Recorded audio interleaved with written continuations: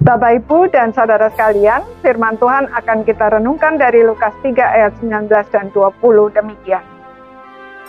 Akan tetapi, setelah ia menegur Raja wilayah Herodes, karena peristiwa Herodias, istri saudaranya, dan karena segala kejahatan lain yang dilakukannya, Raja itu menambah kejahatannya dengan memasukkan Yohanes ke dalam penjara.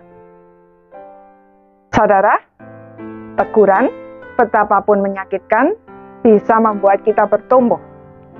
Tetapi sebaliknya juga bisa membuat kita semakin hancur. Tergantung dari bagaimana kita bersikap. Jika kita mau membuka hati dan menyediakan waktu untuk merenungkannya, serta mohon Tuhan menyatakan kebenarannya mengenai hati kita, maka Tuhan akan menolong kita untuk menjadi semakin peka terhadap dosa. Sebaliknya, jika kita mengabaikannya, apalagi marah terhadap orang yang menegur kita, maka hati kita akan menjadi semakin keras dan tidak peka. Jika kondisi ini diteruskan, maka suatu saat kita akan tiba pada satu titik di mana kita tidak bisa lagi berbalik dan hancur. Itulah yang terjadi dengan Herodes. Dia menanggapi teguran Yohanes atas dosanya merebut Herodias, istri saudaranya, bukannya dengan mengakui bahwa itu dosa dan bertobat, melainkan justru memenjarakan Yohanes. Akibatnya, Herodes semakin tenggelam dalam dosanya, dan walaupun ia senang mendengarkan Yohanes dan tahu bahwa apa yang dikatakan Yohanes itu benar, tetapi dia tidak mampu untuk keluar dari kehidupannya di dalam dosa.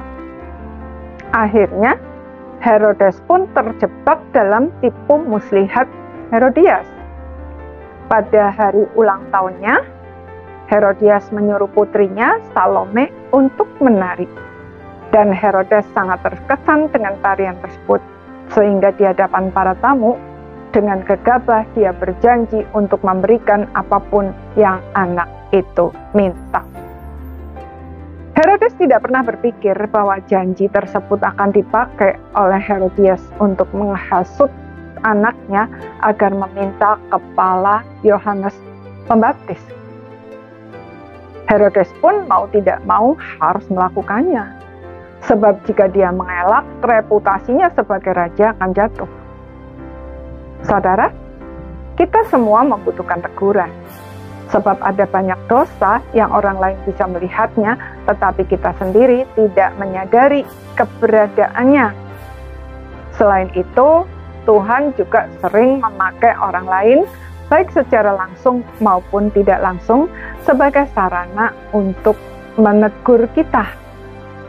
Karena itu, sekalipun menyakitkan dan memalukan, jangan pernah menutup telinga dan mengeraskan hati terhadap teguran.